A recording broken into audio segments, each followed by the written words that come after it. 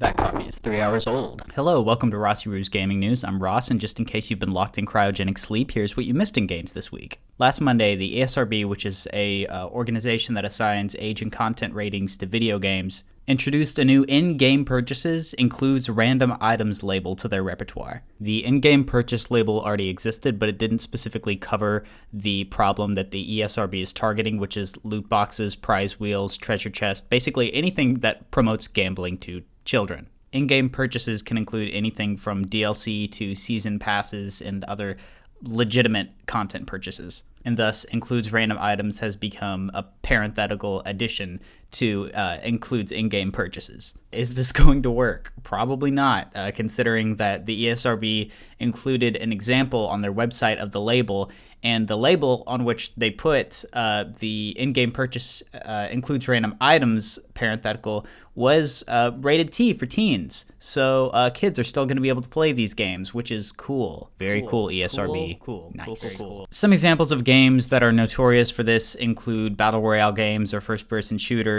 like Fortnite, Overwatch, Star Wars Battlefront 2, as well as sports games like FIFA. Basically, any other game where kids can swipe their parents' credit card to get that sweet serotonin hit. Let me make sure I know what serotonin is. Hydroxytryptamine. Cool. Definitely understand this. I just love this part of their introduction to this label on their website where they say, less than a third of parents know what a loot box is, according to recent research, and I would just really love to see that research. I just like that it exists, and I want to read it. Overall, this is a pretty weak attempt on the ESRB's part at tackling gambling in kids' games, seeing as the ESRB isn't even telling publishers that their games won't be rated for kids if they include gambling, judging by the teen rating on their site. In general, this issue really isn't going to be fixed until the government takes some kind of stronger initiative on telling publishers not to let kids gamble in their video games. But in some other news in games journalism, and I'm not just reporting on this because it's what I do, it actually kind of sucks. After 8 years of working at Kotaku, news editor Jason Schreier has announced in an article that he tweeted that he will be leaving the website, and he cited poor management by Kotaku's parent company, which used to be Gawker Media, is now Geo Media. A similar issue has caused Kotaku's sister site, Deadspin, which covers sports, in addition to pretty much anything else that their editors want to talk about. They lost their top editor, Megan Greenwald, in 2019, October, I believe. Primarily, the issue with Geo Media that editors like Schreier and Greenwald have is that the parent company threatens editorial freedom by limiting the content its editors can cover. They've also clogged the mobile versions of these sites with more ads and have been generally pressuring editors to gear coverage toward ad buyers, which sucks. Basically, they're making it impossible for good editors like Jason Schreier to do their job. Schreier stated in his press sneak-out post on Kotaku that he'll be going to a brand new media outlet and continue to write his second book following his first book, Blood, Sweat, and Pixels. He's also going to be launching a new video game podcast with former and current Kotaku employees Kirk Hamilton and Maddie Myers called Triple Click. Jason Schreier will be fine, but what about Kotaku? Only time will tell.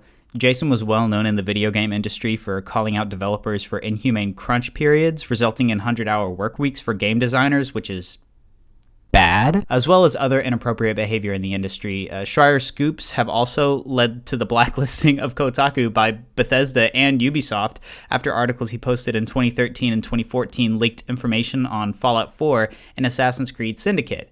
He's a powerful force of gaming, and I'm sure will be very missed at Kotaku. This week, we also got some updates on the incoming next generation of PlayStation. PlayStation 4 is now going to be called PlayStation 4 2, the sequel to PlayStation 4. PlayStation 4.5. PlayStation 5 is now going to be called PlayStation Last Blood. PlayStation Rise of Jim Ryan. PlayStation Teraflops Unleashed. Just kidding, it's going to be the PlayStation 5. According to a Bloomberg article posted last Tuesday, Sony will be producing approximately 5 to 6 million units in its first 2 quarters as opposed to the PS4's 7 million.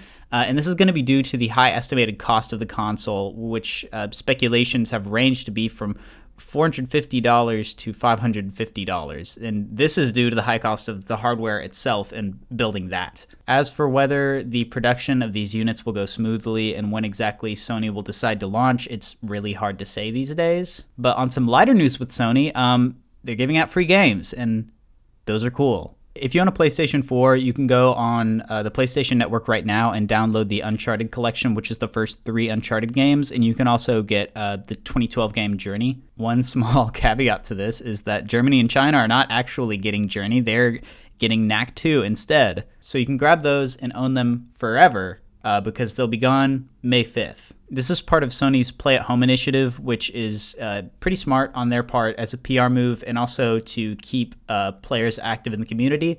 And they're going to be giving out these free games. And in addition, they're going to be setting up a $10 million fund to help indie developers who are struggling during these times. So good on you, Sony. Thank you, Sony. Cool job being good at video games. And that's going to just about do it for us today. Subscribe for more weekly game news. I also do video game related content on my personal channel, RossyRoo, so check that out if you want. Stay safe out there.